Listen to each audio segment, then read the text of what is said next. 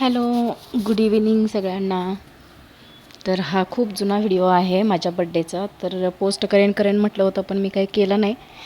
कारण एक वेळेस पोस्ट केलेला मी थोडेसे म्युझिक वगैरे टाकले होते, तर त्याच्यावर कॉपीराईट आला. सो मी तो व्हिडिओ डिलीट केला. परत मग मला आता हे सगळं परत करावं लागतं आहे. म्हणून मी आता काही म्युझिक टाकणार नाही याच्यामध्ये.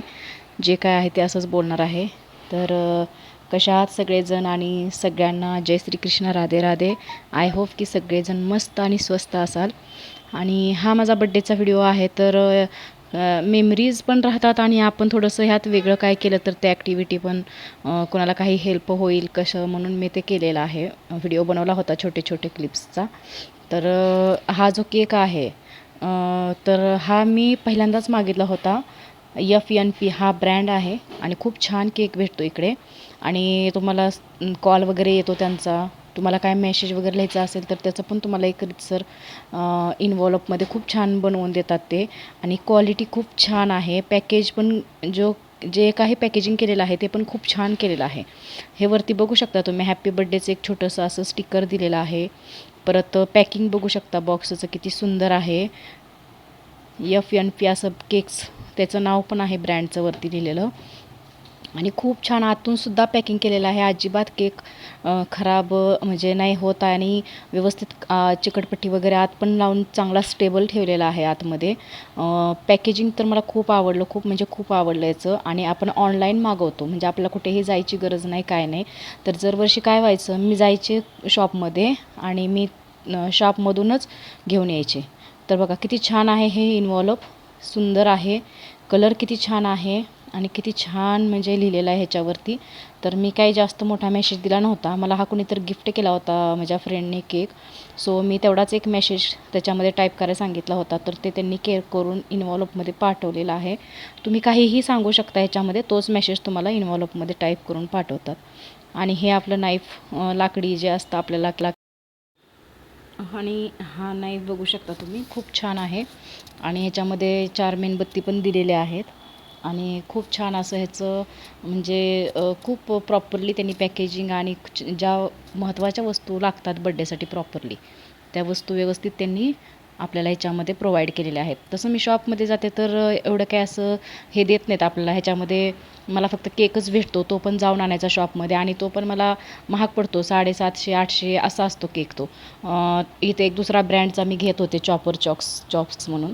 पण आता ह्या ऑनलाईन मला खूप छान वाटला, कारण ऑनलाईनमध्ये फक्त 500 रुपये, कारण मी सिम्पलच मागवला होता. मला काही जास्त डेकोरेशनवाला नको होता.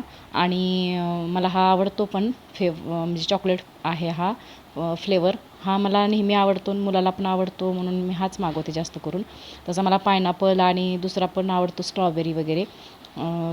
पण ठीक आहे, बटरस्कॉच पण छान आहे. कधी कधी मी ते चेंज करून माझ्या बड्डेला मागवत असते, पण प्रॉपरली मी ह्यावेळेस हाच मागवला. तर ह्याच्यानंतर मला वाटलं की ज्या दिवशी मला हा केक आला इकडे माझ्याकडे घरी, डिलेवरी झाला आणि शिवाय होम डिलेवरी आहे आपल्याला, म्हणजे 500 रुपयेमध्ये फक्त मॅशेज एवढं, स्टिकर किंवा आपल्याला लाकडी नाईफ, 4 कॅन्डल्स आणि छानपैकी मॅशेज इन्व्हॉल्वमध्ये एवढ्या चांगल्या क्वालिटीमध्ये. आणि केक बघू शकता तुम्ही किती छान बनवलेला आहे, कुठेही काहीही झालेलं नाही आहे. आणि खूप छान प्रकारे होम डिलेवरी ते आपण सांगेल त्या वेळामध्ये ते ॲवेलेबल करून देतात आपल्याला. आणि बघू शकता खाली किती छान अशी छान त्यांनी पॅकिंग केलं होतं, म्हणजे तो केक इकडे तिकडे हलू नये आणि व्यवस्थित घरपोच व्हावा अशा प्रकारे. मला तर खूप आवडला. आणि हे माझ्या आईने बनवलेलं जेवण आहे घरी. माझ्या आवडीचा शिरा, आमरस, डाळ भात आणि दही, दूध, खूप छान काय काय बनवलं होतं. मेथीची भाजी, काकडी, मका पण होती. मला म्हणजे जे आवडते ते सगळे आयटम बनवले होते. आणि व्हेज पूर्ण त्या दिवशी आम्ही व्हेजिटेरियन जेवण केलं. आणि हा केक पण मला खूप आवडला. तुम्हाला कसं वाटलं ते नक्की सांगा. आणि जेवण पण कसं वाटलं ते नक्की सांगा. घरीच बनवलं होतं सगळं आणि घरीच सेलिब्रेशन केलं. तर असा हा छोटासा बड्डे मस्त असं मेमोरीजसाठी बनवलेला होता हा व्हिडिओ. तुम्हाला कसा वाटला नक्की सांगा. आणि तुम्ही कुठून केक मागवता, अजून काय तुमच्याकडे नवीन इन्फॉर्मेशन असेल तर नक्की माझ्याशी शेअर करा. आणि अजून कसे तुम्हाला व्हिडिओ आवडतील तेही तुम्ही नक्की सांगत जावा. आणि हा केक बघितला असेलच तुम्ही, तर हा चॉकलेट फ्लेवरचा केक होता. आणि बरेच दिवस झालं मी हा व्हिडिओ पोस्ट करेन म्हणते, पण काय प्रॉब्लेम असल्यामुळे आणि तेवढा वेळ भेटत नसल्यामुळे म्हणजे व्हॉईस रेकॉर्डिंग अर्धं ठेवत होते करून, पण काय पूर्ण होतच नव्हतं हे व्हॉईस रेकॉर्डिंग. आणि मध्ये 2-3 वेळा असं पोस्ट केला, पण ते कॉपीराईट येत होतं म्युझिकमुळे. त्यामुळे मग मी ते 2-3 वेळा डिलीट पण केले व्हिडिओ. तर बघा तुम्हाला कसं वाटलं हा बड्डे नक्की सांगा. आणि हे सगळं थोडंसं वेगळं प्लॅनिंग झालं ह्या वर्षी. दरवर्षी आम्ही काय असं प्लॅनिंग करत नसतो. म्हणजे सिम्पल आपला केक कटिंग करून बाहेर वगैरे जेवण करायला जात होते मी सोबत बाबूबरोबर, म्हणजे माझ्या मुलाबरोबर. आणि ह्या वर्षी आई पण होती आणि सगळेच होते, त्याच्यामुळे म्हटलं चला थोडंसं वेगळं काहीतरी. आम्ही घरीच जेवण पण ऑनलाईन ऑर्डर केलं ह्या वर्षी, केक पण ऑनलाईन घरीच ऑर्डर केला. तुम्हाला कसा वाटला हा व्हिडिओ, कसं वाटलं तुम्हाला हे सेलिब्रेशन सिम्पल आणि घरी मस्त असं, तर नक्की सांगा. आणि कसं आहे, लाईफमध्ये खूप साऱ्या गोष्टी आहेत, खूप सारे प्रॉब्लेम्स आहेत, पण तरीही कुठे ना कुठे आपण स्वतःला खुश ठेवलं पाहिजे आणि हॅप्पी राहिलं पाहिजे, म्हणून हा सगळा ठास आहे. नाहीतर असं काही सुरुवातीपासून मी काय बड्डे सेलिब्रेशन वगैरे करत नव्हते, पण जसं माझं लग्न झालेलं आहे तसं लग्नानंतर पण काय खूप दिवस आमच्या म्हणजे काय असं बड्डे सेलिब्रेशन काय असं करणं काय एवढं नव्हतंच आमच्या घरामध्ये. पण थोड्या दिवसांनी थोडं मिस्टरांची पोस्टिंग वगैरे झाल्यानंतर थोडंसं बाहेर लोकांमध्ये फिरणं वगैरे झालं, त्याच्यामुळे नंतर थोडंसं ह्या गोष्टी नॉर्मल होऊन गेल्या लाईफमध्ये.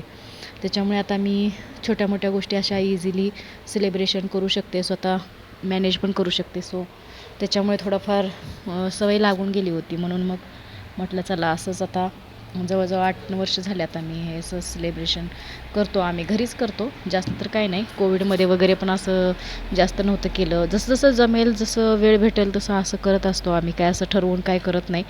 जर भेटलंच वेळ चांगला खूप चांगला तर करतो, नाहीतर नाही भेटला तर काय स्किप पण करू शकतो. असं काय करायलाच पाहिजे असं काही नाही आहे. पण ठीक आहे, अशा कधीतरी बघायला खूप छान वाटतात मेमोरीज आपल्याला पण, कारण ह्याच्यामध्ये आपण खूप साऱ्या गोष्टी म्हणजे केलेल्या असतात आणि त्या गोष्टी पण आपण वारंवार करत नाही. कधीतरीच अशा आपल्या लाईफमध्ये स्पेशल मोमेंट येतात आणि आपलं लाईफ काय एका ठिकाणीच थांबलेलं नसतं.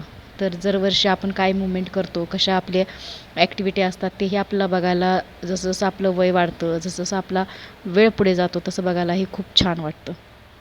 तर तुम्हाला ही असं वाटत असेल तर तुम्हीही कितीही आयुष्यात दुःख असेल, काही प्रॉब्लेम असतील तरी छोटे छोटे असे जे सेलिब्रेशन असतात ते नक्की आयुष्यामध्ये सेलिब्रेट करा, त्याचा आस्वाद घ्या, आनंद घ्या.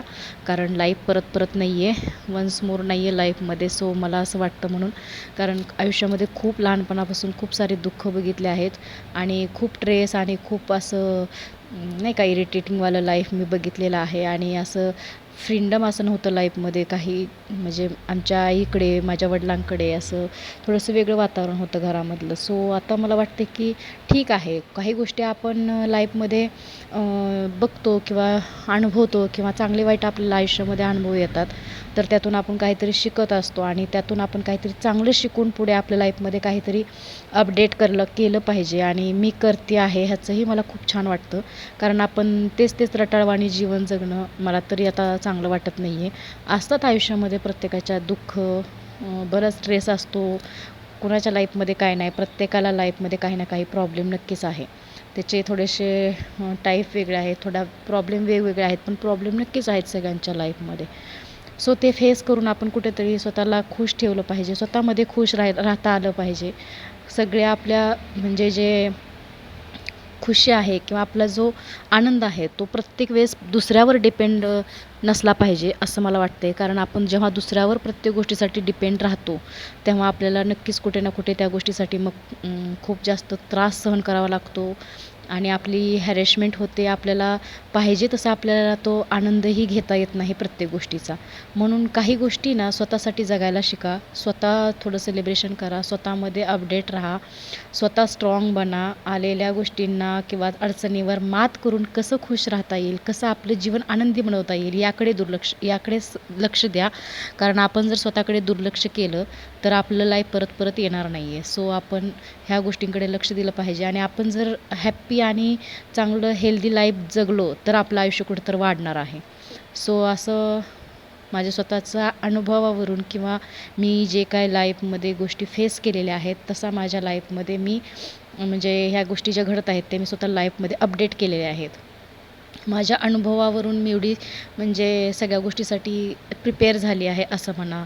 काय एकदमच माणूस कुठलीही गोष्ट करू शकत नाही किंवा त्याला तेवढा अनुभव पण नसतो. पण आलेल्या आयुष्यामधील संकट, अनुभव त्यातून म्हणजे बऱ्याच गोष्टीसाठी आपलं झालेलं नुकसान आणि त्यातून आपण काहीतरी शिकलं पाहिजे. त्यातून आपण कुठं चुकलो आहे, त्या चुका परत नाही झाल्या पाहिजे आणि स्वतःला कसं अपडेट ठेवता येईल, कसं आपल्या लाईफमध्ये आपण पुढे जाऊ, स्वतःच्या हिमतीवर आपण कसं राहू, असा माझा स्ट्रगल चालू आहे.